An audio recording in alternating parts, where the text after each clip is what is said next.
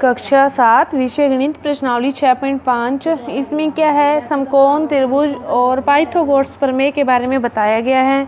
Pythagoras प्रमेय क्या होती है पहले उसको देखेंगे कि देखो पाइथागोरस प्रमेय उस त्रिभुज पर लागू होती है जिसमें एक कोण कितने डिग्री का हो, 90 डिग्री का हो। एक कोण 90 डिग्री का है, यदि ये कोण 90 डिग्री का है, 90 डिग्री का ये कोण है, तो इसमें देखो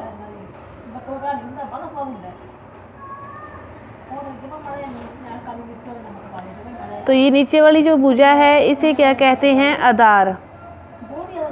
90 डिग्री का है, ये आधार होगी और 90 के साथ ये वाली जो रेखा है इसे लंब कहते हैं और इस कोण के सामने वाली भुजा को कर्ण कहते हैं।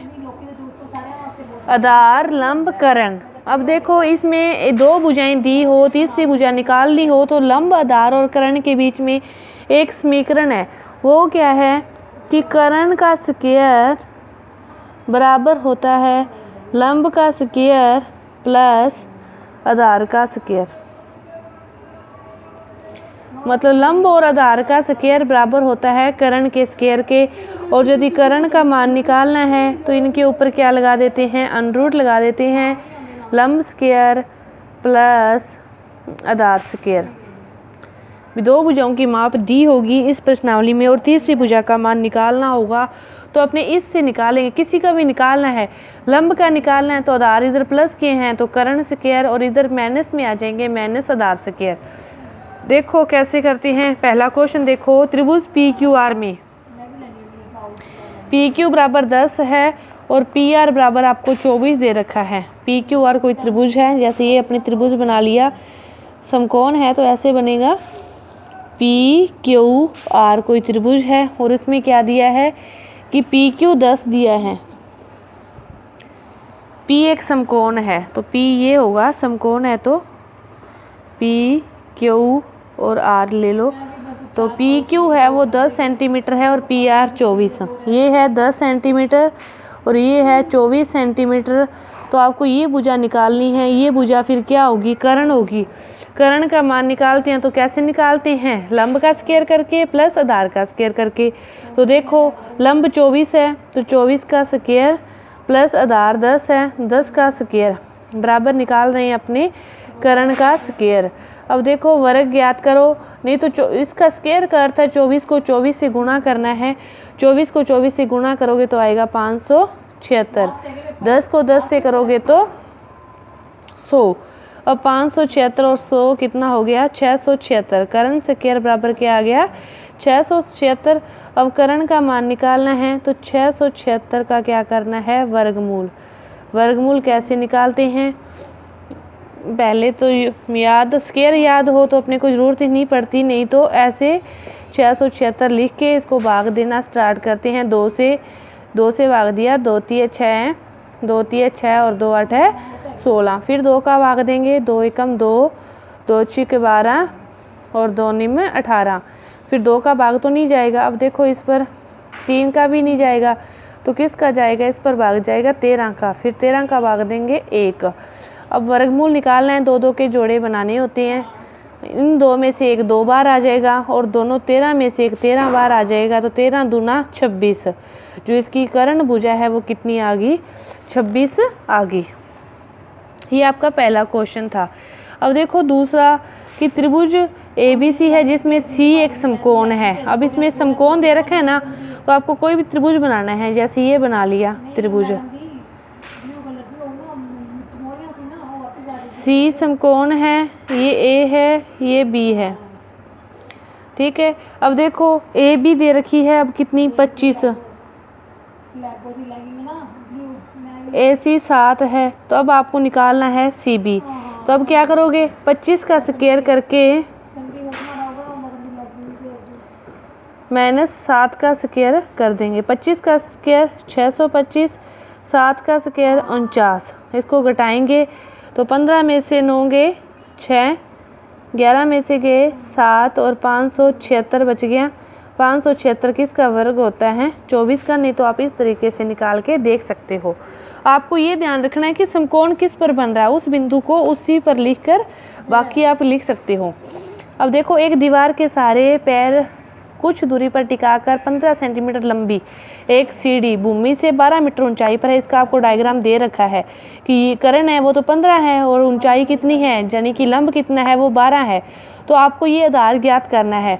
तो क्या करोगे, 15 का स्क्वायर करोगे माइनस 12 का स्क्वायर करोगे, 15 का स्क्वायर करोगे तो कितना आएगा 225, 12 का करोगे तो 144, इसको घटाएंगे तो कितना आ गया 81 आ गया। और 81 किसका वर्ग होता है 9 का।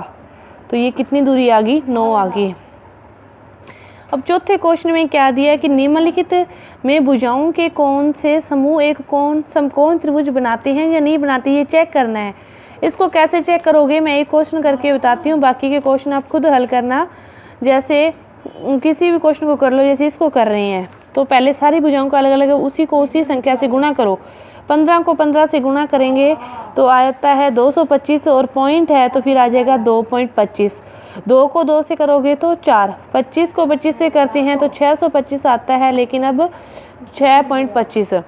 अब देखो जो बड़ा है उसको तो छोड़ दो, बड़ा ये है इसको यहीं पे छोड़ दो, दूसरे दोनों का योग करो 4 और 2 6.25 और वो तीसरे के बड़े के बराबर आता है या नहीं आता ये देखेंगे। यदि ऐसा होता है तो ये क्या है फिर समकोण त्रिभुज का निर्माण करते हैं, क्योंकि इसमें पाइथागोरस प्रमेय का जो नियम है वो लागू हो रहा है। यदि छोटे दोनों का योग बड़ी संख्या के वर्ग के बराबर नहीं आता तो फिर ये है समकोण त्रिभुज का निर्माण नहीं करते, लेकिन इस क्वेश्चन में ये हो रहा है। तो बाकी के ये दोनों क्वेश्चन आप इसी के हिसाब से करोगे कि देखो 2 को 2 से गुणा करोगे 4, 2 को 2 से गुणा करोगे 4, 5 को 5 से करोगे तो 25।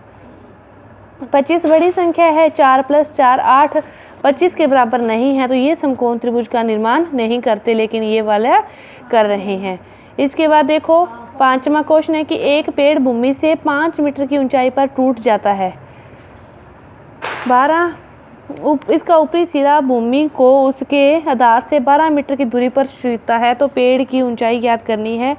जो पेड़ है जैसे ये पेड़ है वो 5 मीटर की ऊंचाई पर तो टूट जाता है। जो इसका ये वाला सिरा है ये भूमि से उसके आधार से 12 मीटर की दूरी पर छूता है, ये वाली दूरी दी है उसने छूता है। तो अपने इसको ज्ञात कर लें। उसने पूछा पेड़ की पूरी ऊंचाई, ये वाली दूरी ज्ञात कर लें। यहाँ से तो टूटा है, जो आएगा उसके अंदर क्या कर देंगे 5, क्योंकि पेड़ ऐसे बड़ा था यहाँ से टूटकर ऐसे गिर गया। तो ये वाली दूरी निकालेंगे तो इसके ऊपर वाली आएगी। 5 पहले ही अपने को पता है तो उसके अंदर क्या कर देंगे 5 को जोड़ देंगे। इसको निकालने के लिए 12 का स्क्वायर करोगे तो 144, 5 का करोगे तो 25, 144 और 25 कितना हो गया 169। और 169 किसका वर्ग होता है 13 का। 13 और 5 कितना हो गया 18। तो पेड़ की जो कुल ऊंचाई थी वो कितनी है 18 है। इसके बाद आपको दे रखा है त्रिभुज PQR में कोण दे रखा है, ये 25 डिग्री है। तो कौन सा कथन सत्य है ये देखना है। ये 25 डिग्री है, ये 65 डिग्री है, दोनों का योग करो 5 5 10, 6 2 8 और 1 9। तो मतलब ये कोण भी कितना आ जाएगा 90 आ जाएगा, क्योंकि त्रिभुज के तीनों कोणों का योग कितना होता है 180। तो दोनों का योग करोगे तो 90, 180 में से 90 को घटाओगे तो ये कोण कितना आ गया 90। अब ये कोण 90 आ गया तो फिर ये वाला जो भुजा है QR ये क्या होगी कर्ण होगी। तो कर्ण का स्क्वायर बराबर होगा QP square plus PR square. तो दूसरा जो कथन होगा वो सत्य होगा, लेकिन ये दोनों कथन सत्य नहीं होंगे। कोण के हिसाब से अपने को पता चल रहा है कि कोण के सामने वाली भुजा है 90 के वो कर्ण होगी, तो ये कर्ण होगी। इसके बाद देखो 7वां क्वेश्चन कि आयत की लंबाई दे रखी है और इसका विकिरण दे रखा है। अब देखो आयत को बनाते हैं।